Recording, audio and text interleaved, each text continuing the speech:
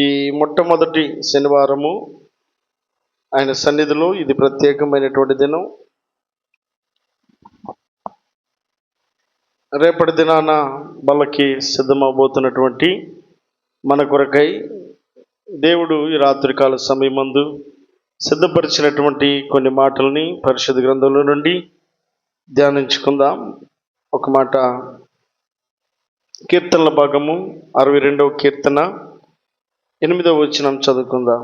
కీర్తనలు 62:8. జనులారా, ఎల్లప్పుడూ ఆయన యందు నమ్మిక ఉంచుడి, ఆయన సన్నిధిని మీ హృదయమును కృమ్మరించుడి.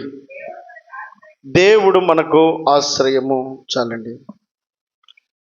కీర్తనకారుడైనటువంటి దావీదు దేవుణ్ణి ఎరిగినటువంటి స్వభావముతో, దేవుని యొక్క గొప్ప గుణగణాలను ఎరిగినటువంటి దావీదు దేవుని గురించి పలుకుతున్నటువంటి మాట, ఆయన ఏమైతే దేవుని గురించి తెలుసుకుని ఉన్నాడో తన తోటి వారు కూడా దేవుని ఎరిగినటువంటి వారై ఉండాలని, వారు ఎలా ప్రవర్తించాలో ఆ ప్రవర్తన దేవునికి ఇష్టమైనదిగా ఉండే నిమిత్తమై దావీదు పురుకొల్పి మాట్లాడుతున్న మాట జనులారా అని పిలుస్తూ ఉన్నాయి. ఇప్పుడు తన వ్యక్తిత్వానికి లేదా తనకు మాత్రమే చెందినటువంటి భక్తిగా దావీదు ఉండాలని ఇష్టపడడం లేదు. తాను తెలుసుకున్నటువంటి భక్తి ఇతరులకు కూడా చేయాలని కోరుకుంటూ ఉన్నాయి. దేవునికి స్తోత్రం చెల్లిద్దాం. హల్లెలూయా. ఈ రాత్రి వేళ నీవు తెలుసుకున్నటువంటి భక్తి నీ ప్రక్కవారు కూడా తెలుసుకోవాలని, నీవు కూడా ఆసక్తి కలిగినటువంటి వ్యక్తిగా అనేకులకు దేవుని గురించినటువంటి మాటలు పలకాల్సినటువంటి వ్యక్తి అయి ఉన్నావు. కీర్తనకారుడైనటువంటి దావీదు అంటున్నాడు, జనులారా, ఎల్లప్పుడూ ఆయన యందు నమ్మిక ఉంచుడి, ఆయన సన్నిధిని మీ హృదయములను కృమ్మరించుడి. చాలండి. జనులారా, ఎల్లప్పుడూ ఆయన యందు నమ్మిక ఉంచుడి. చాలాసార్లు మన నమ్మిక మనుషుల మీద ఉండొచ్చు, వస్తువుల మీద ఉండొచ్చు, మనం కోరుకున్న వాటి మీద ఉండొచ్చు, మనకు నచ్చినటువంటి వాటి మీద ఉండొచ్చు. ఎల్లప్పుడూ అని అంటున్నాడండి.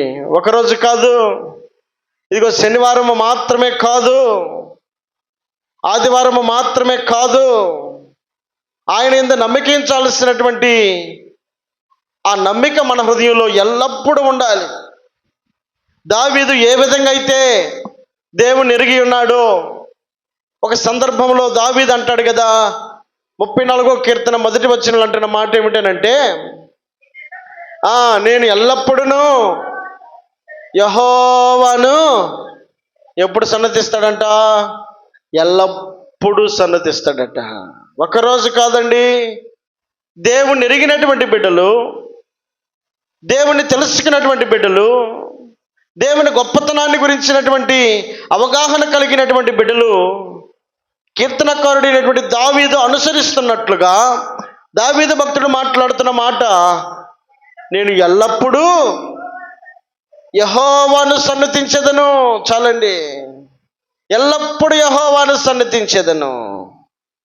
చాలాసార్లు మిగిలిన రోజులన్నీ ఎవరెవరినో సన్నతిస్తూ ఉంటాం, ఎవరెవరికో దగ్గరగా ఉంటాం, ఎవరెవరితోటో మన సహవాసాన్ని గడుపుతూ ఉంటాం. శనివారమో లేదా ఆదివారం వచ్చేసరికి ఆ రోజు దేవుణ్ణి ఎరిగిన వారమని గుర్తించుకొని ఆయనకి దగ్గరగా ఉండటానికి ఇష్టపడతాం. ఎరిగిన దావీదు అంటున్న మాట ఏమిటంటే, నేను ఎల్లప్పుడూ యెహోవాను సన్నతిస్తాను, ఆయనకి ఎప్పుడు నేను సమీపముగా ఉంటాను, ఆయన ఎప్పటికీ నేను విడిచిపెట్టనటువంటి వ్యక్తిగా ఆయన దగ్గరగా ఉండటానికి ఇష్టపడుతూ ఉన్నాను అని కీర్తనకారుడు జ్ఞాపకం చేస్తూ ఉన్నాడు. 62వ కీర్తన 8వ వచనంలో ఏమంటాడు?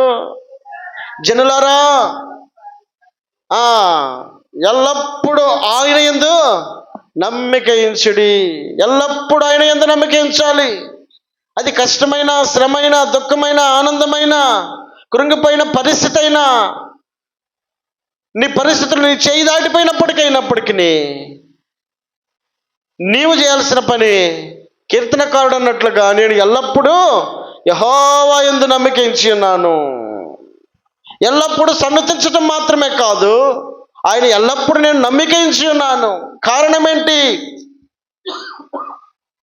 కీర్తనకారుడు దేవుని యందు నమ్మిక ఉంచడానికి గల కారణము కానివ్వండి, లేదా ఆయన సన్నతించడానికి గల కారణము కానివ్వండి, ఆయన ఎరిగినటువంటి సత్యాన్ని ఈ రాత్రి వేళ నీవు నేను గ్రహింపులకు తెచ్చుకోగలిగితే, మన అవగాహనలోకి మనం తెచ్చుకోగలిగితే, ఆయన సమీపించడానికి మనం ఇష్టపడగలిగితే, ఆయన యందు నమ్మిక ఉంచడానికి మనం ఇష్టపడగలిగితే, కీర్తనకారుడు చేస్తున్నటువంటి పనిని రాత్రి వేళ నీవు కూడా చేయాలని ఆయన ఇష్టపడతా ఉన్నాడు. ఏం చేశాడు? ఆయన సమీపించినటువంటి వ్యక్తి, ఆయన యందు నమ్మిక ఉంచినటువంటి వ్యక్తి ఏం చేస్తున్నాడు? ఆయన సన్నిధిని, అదండి చేయాల్సిన పని ఏంటో తెలుసా? ఆయన యందు నమ్మిక ఉంచినటువంటి నీవు ఎల్లప్పుడూ ఆయనను సమీపించినటువంటి నీవు మీ హృదయములను ఏం చేయాలంట? కృమ్మరించాలంట. దేవునికి స్తోత్రం చెల్లిద్దాం. హల్లెలూయా, హల్లెలూయా, హల్లెలూయా. మీ హృదయాలను దేవుని సన్నిధిలో కృమ్మరించాలంట. మనుషుల మాట కాదు, మహోన్నతుడైనటువంటి దేవుడు భక్తుడైన దావీదు యొక్క వ్యక్తిత్వం ద్వారా మాట్లాడుతున్నాడండి. చాలాసార్లు మనం అంటాం, ఏ వ్యక్తి అయినా సరే ఒక మంచి మార్గంలో వెళ్తూ ఉన్నప్పుడు, మంచిగా ప్రవర్తిస్తూ ఉన్నప్పుడు మన బిడ్డలకి ఏం చెప్పుకుంటాము? ఇదిగో ఆ వ్యక్తిని చూడు, లేదా అతని యొక్క మాట చూడు, అతని యొక్క క్రియ చూడు అని మనం బిడ్డలను ప్రోత్సహించుకోవడానికి ప్రయత్నం చేస్తూ ఉంటాం. ఈ రాత్రి వేళ దేవుడు భక్తుడైనటువంటి దావీదును మన మధ్యలో జ్ఞాపకం చేస్తూ మాట్లాడుతున్నాడు. ఇక దావీదు ఎలా దేవునికి దగ్గరగా ఉన్నాడు అని ఆలోచన చేసినప్పుడు దావీదు తన క్రియల ద్వారా కనపరుస్తున్నటువంటి సాక్ష్యం ఏంటి అని అంటే, నేను ఎల్లప్పుడూ దేవుణ్ణి సన్నతించే వ్యక్తిగా ఉన్నాను అని అంటున్నాడండి. అంత మాత్రమే కాదు, నేను ఎల్లప్పుడూ దేవుని యందు నమ్మిక ఉంచి ఉన్నాను. ఆయన సమీపించినటువంటి దావీదు ఆయన యందు నమ్మిక ఉంచి ఉన్నాడు. ఆయన యందు నమ్మిక ఉంచినటువంటి దావీదు ఎల్లప్పుడూ సన్నతించడానికి ఇష్టపడతా ఉన్నాడు. ఆయనకి ఎప్పుడు దగ్గరగా ఉండటానికి ఇష్టపడతా ఉన్నాడు.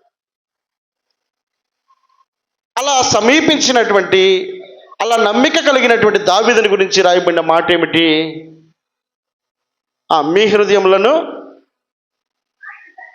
ఆయన సన్నిధిని, అదండి మనం చేయాల్సిన పని ఏంటో తెలుసా?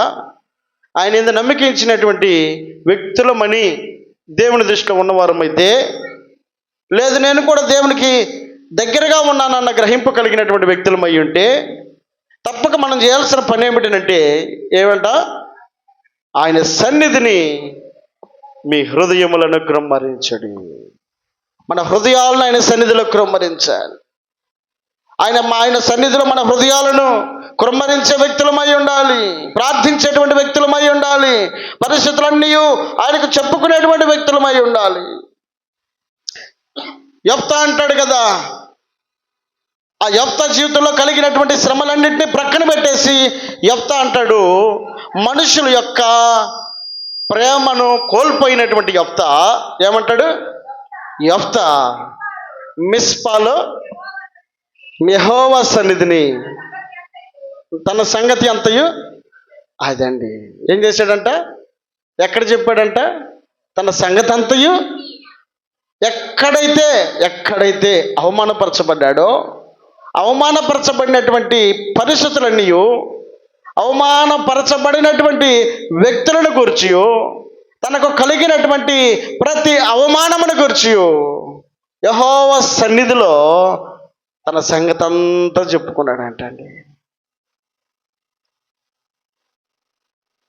చాలాసార్లు స్నేహితులకు దాచిపెట్టలేనటువంటి రహస్యాలు ఏమి కూడా ఉండవు. ఎవరైనా ఒక వ్యక్తితో మనం సహవాసం చేస్తున్నాం అనుకోండి, అది మంచి కానీ చెడు కానీ ప్రతి విషయాన్ని కూడా హృదయంలోకి ఏ దాపరికం ఉండదు. ఒకరోజు అడుక్కునే రోజు కడుక్కునే రోజున అరే వృధాగా ఈ మనిషికి నేను చెప్పానే, ఈ మనిషికి నేను చెప్పకుండా ఉంటే బాగుండేది అని అనుకుంటాం. బాగున్నప్పుడు అన్నీ బయటకు వస్తాయి, బాగలేనప్పుడు అప్పుడు తెలుస్తుంది. కానీ యెహోవా సన్నిధిలో యెఫ్తాట తన సంగతి అంతా చెప్పుకున్నాడంట. ఎందుకు చెప్పుకున్నాడు?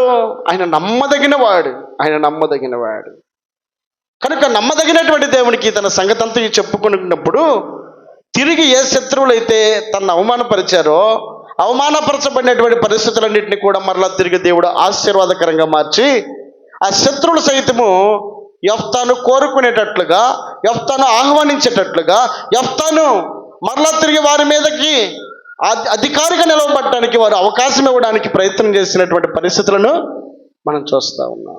దేవునికి మహిమ కలుగును గాక. హల్లెలూయా.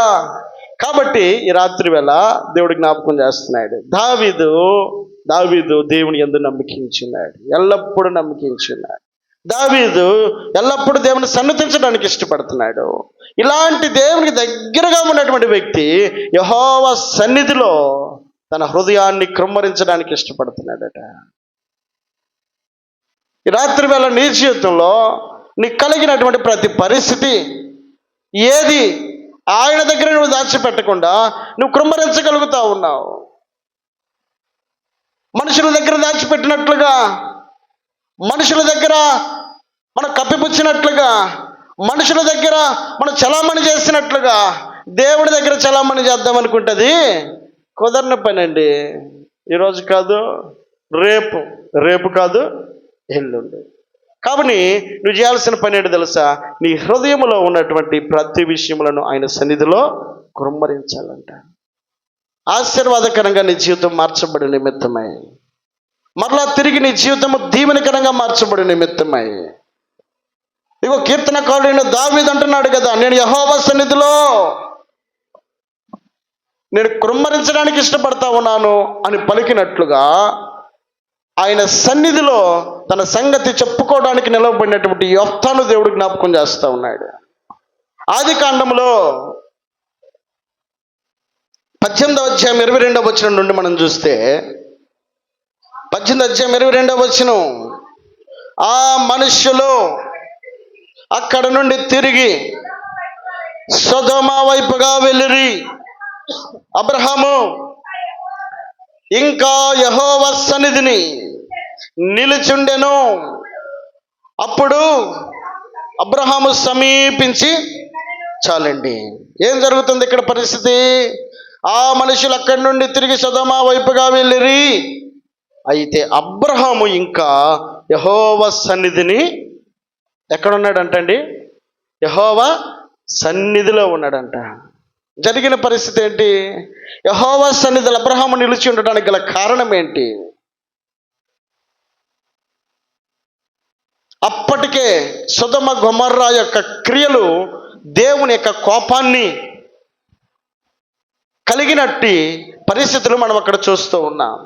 అబ్రహామును దేవుడు ఆశీర్వదించాడు, మీదడికి నీకు ఒక కుమారుణ్ణి నేను ఇవ్వబోతున్నానని దీవించాడు. సంతోషకరమైనటువంటి మాటలు వినినటువంటి అబ్రహాము ఇక ఆ ఆనందము చాలు, ఆ సంతోషము చాలు అని అనుకుని అంతటితో కనిపెట్టుకొని ఇక దేవునితో సంబంధాన్ని తనక వరకు మాత్రమే పరిమితం చేసుకోవడానికి అబ్రహాము ఇష్టపడలేదు. అబ్రహాముకి అప్పటికే, దానికి ముందే కదా అబ్రహాము చక్కటి ఆహారం తీసుకొచ్చి వారికి పెట్టాడు, దేవుని యొక్క దూతలకు ఆహారం పెట్టాడు. ఎరుగకయే ఆహారం పెట్టినటువంటి అబ్రహాము దీవించబడ్డాడు.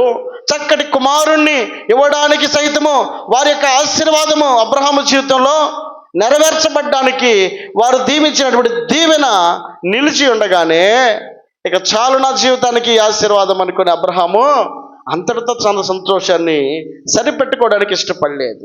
కారణం ఏంటి అని అంటే, ఇదిగో ఆ అబ్రహాము యొక్క ఇంటిలో ఆహారము తిన్నటువంటి వ్యక్తులు, అబ్రహామును ఆశీర్వదించినటువంటి వ్యక్తులు ఏ ఆశీర్వాదం అయితే అబ్రహామునికి ఇచ్చారో శాపాన్ని తనతో పాటు వచ్చినటువంటి లోతుకు, అక్కడ నివసిస్తున్నటువంటి సొదొమ గొమొర్రాలో ఉన్నటువంటి నివాసస్తులకును కలగబోయేటువంటి దుర్గతిని తెలుసుకున్నటువంటి అబ్రహాము తన సంతోషం అంతటిని పక్కన పెట్టేశాడు, తన దీవెనంతటిని పక్కన పెట్టేశాడు, తనకు కలిగినటువంటి సమస్తమును పక్కన పెట్టేసి ఇప్పుడు యెహోవా సన్నిధిలో నిలబడ్డాడంటండి.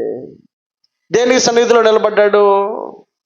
యెహోవా సన్నిధిలో నిలబడి ఉన్నాము అని అంటే దానికి గల కారణాన్ని మనం అక్కడ అర్థం చేసుకోగలిగితే, మిస్పాలో యెఫ్తా యెహోవా సన్నిధిలో తన సంగతి అంతా చెప్పాడంట.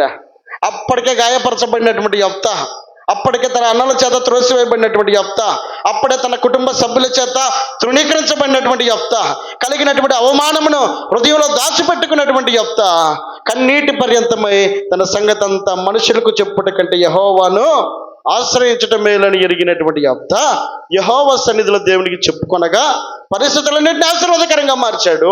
ఇప్పుడు అబ్రహాము దేవుని సన్నిధిలో నిలవబడి పలకబోయేటువంటి మాట తనకు కలిగినటువంటి ఆశీర్వాదము నిమిత్తమై అతడు సంతోషపడడానికి ఇష్టపడలేదు. ఇప్పుడు జరగబోయేటువంటి నష్టాన్ని ఏ విధంగానే సరే అది ఆపుదల చేయాలని యెహోవా సన్నిధిలో నిలవబడి ఉన్నాడంట. భారము కలిగినటువంటి అబ్రహాము తన ఆశీర్వాదము మాత్రమే నాకు చాలనుకొని ప్రక్కన పెట్టేసి, అది నాకు ఇంకా చాలనుకోవడానికి అబ్రహాం ఇష్టపడక చేసిన పని ఏంటంటే, ఇదిగో ఈ ఆశీర్వాదము కంటే నా సహోదరుడైనటువంటి లోతుతో పాటున తన కుటుంబమును నీతిమంతులయ్యుండి కూడా ఆ సొదొమ గొమొర్రాలో ఆ దేవునికి అయిష్టులుగా బ్రతికినటువంటి వారితో కూడా నాశనం అయిపోతున్నారు అన్నటువంటి దుర్గతి తెలుసుకున్నటువంటి అబ్రహాము దేవుని సన్నిధిలో నిలవబడి ఉన్నాడండి. ఈ రాత్రి వేళ నీ జీవితంలో కలగబోయేటువంటి నష్టానికి కానివ్వండి, జరగబోయేటువంటి అవమానం కానివ్వండి, పరిస్థితుల యొక్క ప్రతికూలతకే కానివ్వండి, ఏ విషయం నిమిత్తమై నీవు దేవుని సన్నిధిలో నిలవబడ్డానికి ఇష్టపడతా ఉన్నావు? అసలు దేవుని సన్నిధి అంటే తెలుసా? దేవుని సన్నిధిలో మనం నిలవబడాలన్న ఆలోచన మనం తెలుసుకున్నామా? ఇదిగో యెఫ్తాకు కష్టం కలిగినప్పుడు దేవుని సన్నిధిలో నిలవబడ్డానికి ఇష్టపడినటువంటి యెఫ్తా, ఇదిగో తన స్నేహితుల నిమిత్తమై, తనతో పాటు వచ్చినటువంటి వారి నిమిత్తమై, తన యొక్క బంధువుల నిమిత్తమై అబ్రహాము తన బాధగా ఎంచుకొని, తనకు కలగబోయేటువంటి నష్టంగా ఎంచుకొని, అబ్రహాం ఉన్న ప్లేస్ వేరు, లోతు ఉన్నటువంటి ప్లేస్ వేరు. కలిసి వచ్చినంత మాత్రాన కలిసి నివసించగలిగారా? నివసించలేదు. రెండు చెరొక చోట ఉన్నారు, చెరొక ప్రాంతంలో ఉన్నారు. కానీ భారాన్ని మాత్రం అబ్రహాం విడిచిపెట్టలేదండి. మనం ఏమనుకుంటాం, పక్కింట్లో కష్టం వచ్చిందనుకో, వారికి కష్టం కలిగితే మనకి ఇంకా ఇష్టంగా ఉంటుంది. ఇక వారికి ఇంకా దుఃఖం కలిగితే మన కళ్ళల్లో ఆనందం కనపడుతుంది. పక్కనలు బాధతో ఉంటే మనం ఇంకా రెట్టింపు ఆనందంతో ఉంటాం. మొగుడు కొట్టినందుకు కదంట ఏడ్చేది భార్య, ఎవరంట? తోడుకోళ్ళు నవ్వినందుకు ఇక ఎంతో బాధ అంట. ఆ బాధే కదా హన్నా జీవితంలో దుఃఖాన్ని కలుగు చేసింది. పెనిన్నాకు కలిగినటువంటి ఆశీర్వాదము హన్నా జీవితంలో లేకపోతే, పెనిన్నా అనేటువంటి మాట, భర్త బాగానే చూసుకుంటున్నా, పెనిన్నా అనేటువంటి మాటలకి తట్టుకోలేక షిలోహు మందిరంలో కన్నీటి పర్యంతమైంది. దేవుని సన్నిధిలో తన సంగతి అంతా కూడా చెప్పుకుందట.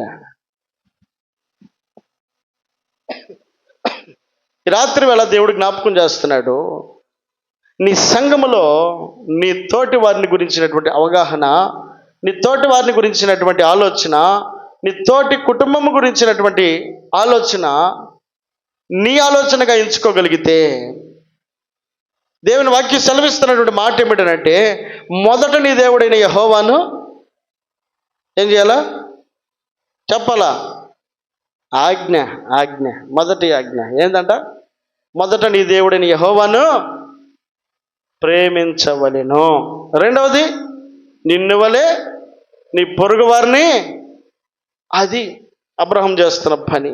దేవుని సన్నిధిలో నిలవబడ్డానికి ఉండటానికి అబ్రహాముకు బాధ కలిగి కాదు, అబ్రహాము తోటి వారికి బాధ కలిగిందని, అబ్రహాము తోటి వారికి కష్టం కలుగుతుందని, అబ్రహాము తోటి వారికి నష్టం కలుగుతుందని, సొదొమ గొమొర్రాలో ఉన్నటువంటి తనతో పాటు వచ్చినటువంటి లోతు నాశనం అవబోతున్నాడు అన్న విషయాన్ని తెలుసుకున్నటువంటి అబ్రహాము దేవుని సన్నిధిలో నిలబడి ఉన్నాడంట. ఏం చేస్తున్నాడు తర్వాత? అబ్రహాము ఇంకా యెహోవా సన్నిధిని నిలిచి ఉండెను.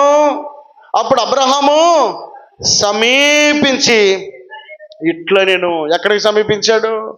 దేవుని దగ్గరికి సమీపించాడంట.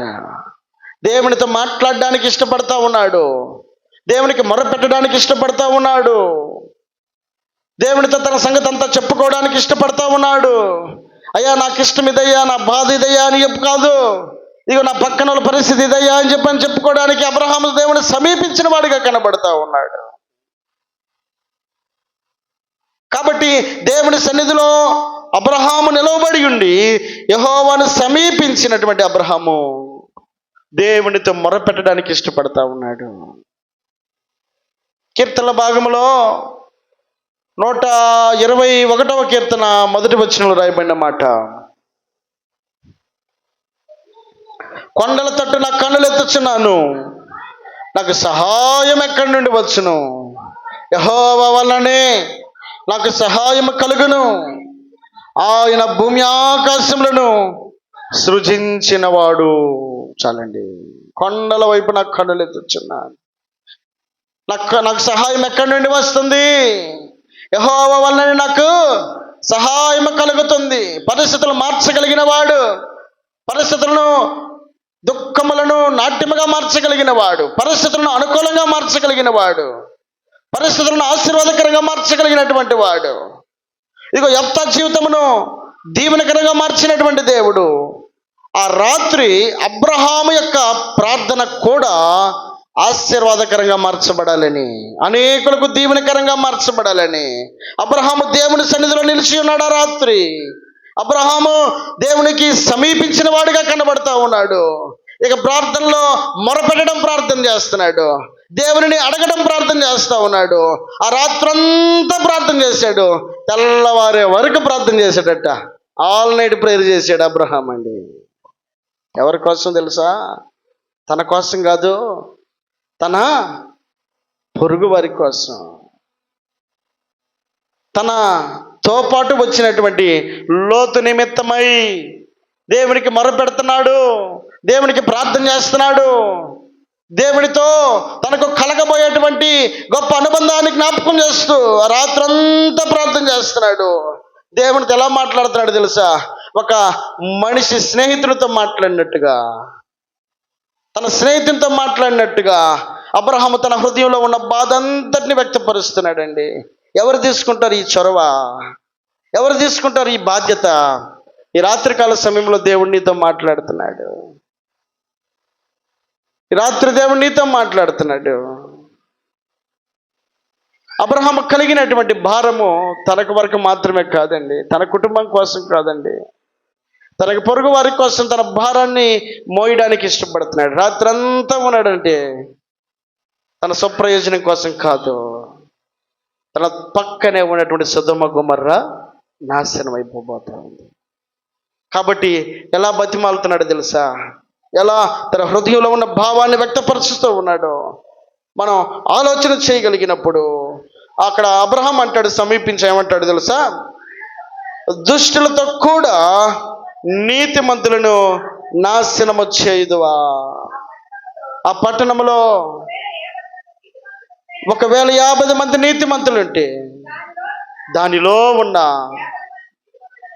50 మంది నీతిమంతుల నిమిత్తము ఆ స్థలమును నాశనము చేయక దాయవా ఆ చొప్పున చేసి దుష్టులతో కూడా నీతిమంతులను చప్పుట నీకు దూరమవునగాక. నీతిమంతుని దుష్టునితో సమముగా ఎంచుట నీకు దూరమవునగాక. సర్వలోకమునకు తీర్పు తీర్చేవాడు న్యాయము చేయడా అని చాలండి ప్రార్థన చేస్తున్నాడండి. అబ్రహాం ప్రార్థన చేస్తున్నాడు. అబ్రహాము దేవునితో మొర పెడుతున్నాడు, తన బాధ్యతను జ్ఞాపకం చేసుకుంటున్నాడు. ఈ రాత్రి వేళ ఆ బాధ్యత నీవు కలిగి ఉన్నావా? ఆ బాధ్యత నీవు గమనంలోకి తెచ్చుకోగలుగుతా ఉన్నావా? నేను నా కుటుంబము అనే ప్రార్థనే కనుక మనదై ఉంటే ఆ ప్రార్థన ఉపయోగం లేని ప్రార్థన అండి. అది ఎవరైనా చేస్తారు, స్వార్థపూరితమైన ప్రార్థన. నేను నా కుటుంబం అనే ప్రార్థన. అబ్రహాము తీసుకున్నటువంటి చొరవ ఈ రాత్రి వేళ ఆ బాధ్యతను నువ్వు కలిగి ఉండాలని జ్ఞాపకం చేస్తున్నాడు. ఎక్కడ ఆ బాధ్యతను విస్మరిస్తూ ఉన్నావో, ఎక్కడ ఆ బాధ్యత నుండి వైదొలిగిపోతా ఉన్నావో, బల్లకు సమీపిస్తున్న నీవు నీ స్వప్రయోజన నిమిత్తమై మాత్రమే నువ్వు ప్రార్థించే వ్యక్తిగా ఉండకూడదు. యెహోవా సన్నిధిలో నిలిచిన నీవు, యెహోవా సన్నిధిలో కనిపెట్టినటువంటి నీవు నీ బాధ్యతని రాత్రి వేళ జ్ఞాపకం చేస్తున్నాడు. అబ్రహాము దేవుణ్ణి సన్నిధిలో ఉండి ఆయనను సమీపించి దేవునితో మాట్లాడుతున్నాడు, హృదయమార మాట్లాడుతున్నాడు. ఆ మాటలు ఒక్కొక్క మాట మన హృదయంలోకి తెచ్చుకోగలిగితే మన గుండెలు పగిలిపోతాయండి. ఎంత భారం అండి, ఎంత మాట. ఆ మాట పలకాలంటే ఎంత ధైర్యం కావాలి, ఎంత అవగాహన కావాలి. ఊరకనే రావు మాటలు, ఊరకనే రావు. హృదయం పెడితే, మనసు పెడితే, మన ఆలోచన పెడితే తప్పక అలాంటి ప్రార్థన చేయగలుగుతాం. అబ్రహాము మాట్లాడుతున్న మాటను మనం చూసినప్పుడు అంటాడు కదా, ఆ పట్టణంలో ఒకవేళ 50 మంది నీతిమంతులు ఉండిన యెడల దానిలో నుండి 50 మంది నీతిమంతుల నిమిత్తము నీవు ఆ స్థలమును నాశనము చేయకుందువా. దేవునితో మాట్లాడుతున్నాడు ఈ మాట. ఎలాగైనా సరే కలగబోయేటువంటి దుర్గతి ఆ పట్టణం మీద నుంచి వెళ్ళిపోవాలని దేవునితోటి పోట్లాడడానికి ఇష్టపడుతున్నాడు. ఆ ప్రార్థనలో అబ్రహాము మనసులో ఉన్న వేదన ఏంటి అంటే, నీతిమంతుడైనటువంటి లోతు కుటుంబము నాశనం అయిపోకూడదు. కాబట్టి 50 మందితో ప్రారంభించినటువంటి అబ్రహాము మాట్లాడుతున్నాడు, దేవా ఒకవేళ 50 మంది నీతిమంతులు ఉంటే ఆ పట్టణాన్ని నాశనం చేయకుండా ఉంటావా? అంత మాత్రమే కాక అంటాడు కదా, ఆ చొప్పున చేసి దుష్టులతో కూడా నీతిమంతులను చంపుట నీకు. దేవుడు ఎప్పుడైనా దుష్టులతో నీతిమంతులను చంపుతాడా? ఆవేదనండి, బాధ. ఎలా, ఎక్కడ అంత ఆ గుంపులో వీరిని ఎక్కడ మర్చిపోతాడనని అలాంటి నీతిమంతులైనటువంటి వారిని ఒకవేళ నీ మనసులోనే కనుక వారిని మర్చిపోయి ఉంటే అలాంటి ఆలోచన నీకు దూరం అవును కాక అని అంటున్నాడు. అంత మాత్రమే కాకుండా ఇంకేమంటాడు, నీతిమంతుని దుష్టునితో సమానముగా ఎంచుట నీకు దూరమవునుగాక. చాలా నీతిమంతుని దుష్టునితో. ఇక అక్కడ సొదొమ గొమొర్రాలో చాలా మంది దుష్టులు ఉన్నారు కాబట్టి ఇదిగో లోతు కూడా దుష్టుడు అనుకొని లోతును చంపుతావేమో. కాబట్టి అలాంటి సమానమైన ఆలోచన పెట్టుకోవద్దు. మంచివారు కొందరు ఉన్నారు, వారిని గమనించు. ఆవేదనతో కూడినటువంటి ప్రార్థన అబ్రహాము ప్రారంభించి ఆ తరువాత యెహోవా సొదొమ పట్టణంలో 50 మంది నీతులను నాకు కనబడి ఎల్ల వారిని ఆ స్థలమంతటిని కాయుదును. సరే అబ్రహాము, నువ్వు చెప్తున్నావు కదా 50 మంది ఉంటే కాపాడుతా ఉంటున్నావుగా, ఆ 50 మంది ఉంటే కాపాడతా పో. మళ్ళీ భయం వేసింది అబ్రహాంకి. ఒకవేళ 50 మంది కాదు, 50 మందిలో ఒక్క మనిషి తగ్గినా కూడా మళ్ళీ దేవుడు నాశనం చేస్తాడేమని అనుకుని, లేదయ్యా 40 మంది ఉంటే నాశనం చేస్తావా? 40 మంది కాదు, 30 మంది ఉంటే నాశనం చేస్తావా? 30 మంది కాదు, తెగట్లా. తెల్లారుతుంది కానీ ప్రార్థన తెగట్లా. 30 మంది కాదు, 20 మంది ఉంటే, 20 మంది కాదు 10 మంది ఉంటే, 10 మంది కాదు. ఇప్పుడు దేవుడు అంటాడు, ఒక్కడున్నా సరే నేను కాపాడుతాను అని అన్నప్పుడు ఇప్పుడు అబ్రహాము ఏం చేస్తున్నాడు? అక్కడ 33వ వచనంలో యెహోవా అబ్రహాముతో మాట్లాడుట చాలించి వెళ్ళిపోయాను. అబ్రహాము తన ఇంటికి తిరిగి వెళ్ళాను. దేవుడు సమాధానపరిచే వరకు అబ్రహాము దేవుని సన్నిధిలో నుండి వెళ్ళిపోలేదంట. అబ్రహాము దేవుని సన్నిధిలో నుండి వెళ్ళిపోలేదు. దేవుని విడిచిపెట్టడానికి ఇష్టపడలేదు. తన హృదయానికి సమాధానం కలిగే వరకు దేవుణ్ణి ప్రార్థించడానికి అబ్రహాము ప్రయాసపడతా ఉన్నాడు. కారణం, మొత్తానికి లోతు కుటుంబాన్ని తప్పించాలన్నది తన యొక్క ఆలోచన. ఆ గమనమును, ఆ ఆలోచన ఎరిగినటువంటి దేవుడు లోతు కుటుంబమును నాశనమవబోయేటువంటి ఆ అగ్నిగంధకాల యొక్క పరిస్థితుల్లో నుండి తోడుకొని బయటికి తీసుకొని వచ్చాడంట. జ్ఞాపకం చేసింది ఎవరు? ఒకవేళ పట్టించుకోకపోతే వాళ్ళ పరిస్థితి ఏమైపోయి ఉండేదో. పట్టించుకున్నటువంటి ఒక వ్యక్తి వారి వెనకాల ప్రార్థన చేస్తున్నాడు. ఈ రాత్రి వేళ నిన్ను గురించి ఎవరు పట్టించుకుంటున్నారు? నీ కుటుంబం గురించి ఎవరు పట్టించుకుంటున్నారు? నువ్వు ఇతరులను పట్టించుకోగలిగితే నిన్ను కూడా ఇంకొకరు పట్టించుకుంటారు. నువ్వు పక్కన వాళ్ళ గురించి అవగాహన గమనమే నీకు లేకపోతే మరి నిన్ను గురించి మనం ఏది విత్తుతామో ఆ పంటనే వస్తాం. నువ్వు ఇతరుల కోసం ప్రార్థన చేస్తున్నావా? నీ గురించి ఎవరో ఒకరు ప్రార్థన చేస్తూ ఉంటారు. నువ్వు ఇతరుల మేలు కోరుకుంటున్నావా? నీ మేలు గురించి ఇంక ఇతరులు కోరుకుంటూ ఉంటారు. ఇతరుల ఆశీర్వాదం నిమిత్తమై నువ్వు ప్రార్థన చేస్తున్నావా? ఏదో ఒకరు నీ ఆశీర్వాదం నిమిత్తమై ప్రార్థన చేస్తూ ఉంటారు. నువ్వు ఏది విత్తుతున్నావో ఆ విత్తనము తప్పక నీ జీవితంలో కార్యరూపం దాల్చబడగలుగుతుంది. నేను ఏమి చేయనయ్యా, నా గురించి అందరూ చేయాలని చెప్పనంటే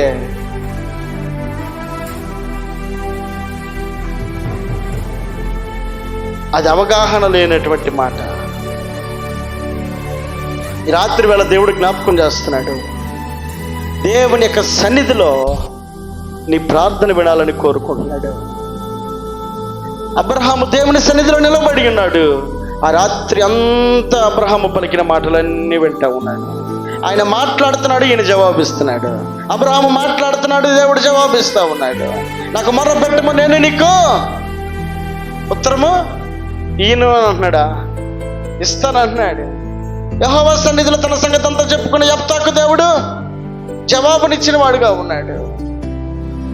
ఇదిగో ఆయన సన్నిధిలో తనకు కలిగినటువంటి కన్నీటిని జ్ఞాపకం చేసినటువంటి హన్న ఆ కన్నీటికి తగినటువంటి ప్రతిఫలాన్ని పొందుకుందట. నీ జీవితంలో కన్నీరు కార్చగలుగుతున్నావా? దేవుని మందిరంలో ఎప్పుడు మన గురించేనా మన ప్రార్థన? మన గురించి మన ప్రార్థన అయితే ఇతరులు కూడా వాళ్ళ గురించి వాళ్ళే చేసుకుంటారు. నువ్వు ఇతరుల గురించి ప్రార్థన చేసే వ్యక్తి అయితే నీ గురించి మరొకరు ప్రార్థన చేసే వ్యక్తులు తప్పక నిలిచి ఉంటారు. నువ్వు ఏదైతే చేస్తావో ఆ చేసిన దానికి తగిన ప్రతిఫలాన్ని తప్పక నీ జీవితంలో పొందటానికి కారణమవుతుంది. ఈ రాత్రి వేళ దేవుడు మాట్లాడుతున్నమాట. దావీదు అనబడేటువంటి గొప్ప వ్యక్తి అయి ఉండొచ్చు, మహారాజు అయి ఉండొచ్చేమో. దావీదు అంటాడు, నేను ఎల్లప్పుడూ యెహోవా సన్నిధిలో నీకు సన్నతిస్తానయ్యా అని అంటున్నాడు. అదే దావీదు అంటాడు, ఎల్లప్పుడూ ఆయన యందు నమ్మిక ఉంచేదను, ఆయన యందు నమ్మిక ఉంచేదను. ఎలాంటి పరిస్థితులైనా రాని. అందుకే దేవుని వాక్యం సెలవిస్తూ ఉంది, మనుషులు నమ్ముకున్నట్టు కంటే యెహోవాను ఆశ్రయించటం మేలు. ఆయన ఆశ్రయించగలిగినప్పుడు పరిస్థితులు దీవెనకరంగా మార్చగలుగుతాడు, ఆశీర్వాదకరంగా మార్చగలుగుతాడు. ఉన్నవి లేనట్లుగాను, లేని ఉన్నట్లుగాను చేయగలిగినటువంటి గొప్ప దేవుడు ఆయన. రాత్రి వేళ దేవుడు నీతో మాట్లాడుతున్నాడు కదా. నువ్వు ఆయన సన్నిధిలో నీ ప్రార్థన ఎలాగుంది? ఆయన సన్నిధిలో నువ్వు మొరపెట్టే విధానం ఎలాగుంది? అసలు ఆయన సన్నిధిలో మొరపెట్టేటువంటి అనుభవాన్ని కలిగి ఉన్నావా? ఒకసారి రాత్రి వేళ మనం పరిశీలన చేసుకుందాం. ఒకవేళ ఆ మార్గంలో కనుక నిలిచి ఉండని వ్యక్తులమైతే ఈ రాత్రి నుండి ప్రారంభిద్దాం. ప్రార్థన చేసి దేవుని యొద్ద నుండి ప్రతిఫలాలను పొందే వ్యక్తులమై నిలిచి ఉందాం.